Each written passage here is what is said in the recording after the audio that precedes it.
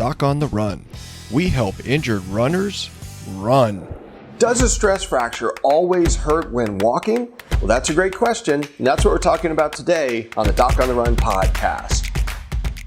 Now, if you're a runner with a stress fracture, I know you probably got more questions from answers from your doctor, but that's why I do consultations for runners with stress fractures. And I'm not trying to get you to book a consultation. I just think that if you understand a little bit of the difference about the way doctors make decisions on these things, it may help you either not go see a doctor or understand how to communicate with your doctor better when you do go see her. Here's the way to do it. When you get a stress fracture, you get a stress fracture because you have done too much training before the bone is fully recovered in a way that causes inflammation, pain, and irritation of that specific bone. It may be one of the metatarsal bones in your foot. The second metatarsal and the fourth metatarsal are two of the most common bones that get stress fractures in runners. Now, what happens is that you get pain that is increasing over time generally the more that you beat it up. It's not complicated. At first, when you do your runs, you get inflammation in the bone that would show up on an MRI, but it's not even painful. You can push on the bone, you can stand up on your toes, you can do all kinds of stuff and it won't hurt. Even if you see that inflammation on MRI, it's not a problem. It's not what we call pathologic. It's not actually bad. It's normal. When you get abnormal swelling within the bone, you get a stress reaction. That's when it actually starts to hurt. So it shows up the same way on an MRI as a stress response. That's not a problem. But this one is a problem because it hurts. You can push on it. You can reproduce it. The reason I'm doing this episode is I just got off a call, a consultation, second opinion, with a runner who called me because he thought he had a stress fracture. And he asked a great question. He said, well, I don't get it. It hurts every time I run, but it doesn't hurt when I walk. So it means I don't have a stress fracture, right? And I said, no, that's not true at all. Let me explain why. So when he's running on the treadmill, he's actually increasing the stress in that structure enough that it actually starts to hurt. But when he walks, he's not stressing it enough.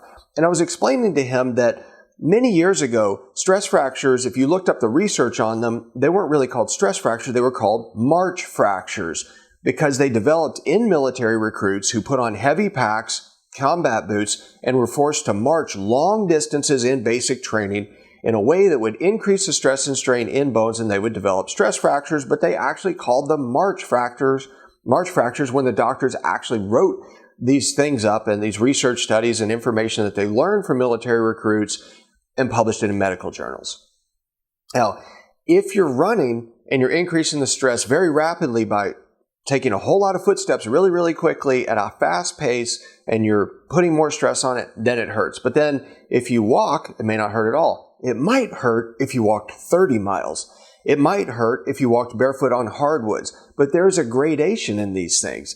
And part of what I teach in the Stress Fracture Masterclass is about the strategies I use to figure this out on your own.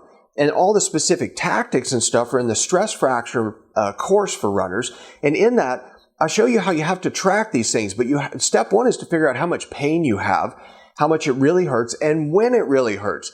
Because then you can decide how bad it is. But if you don't know how bad it is, you don't understand the severity, you can't really make good decisions about the strategies used to get it better, to reduce the stress and strain on that one injured piece of tissue.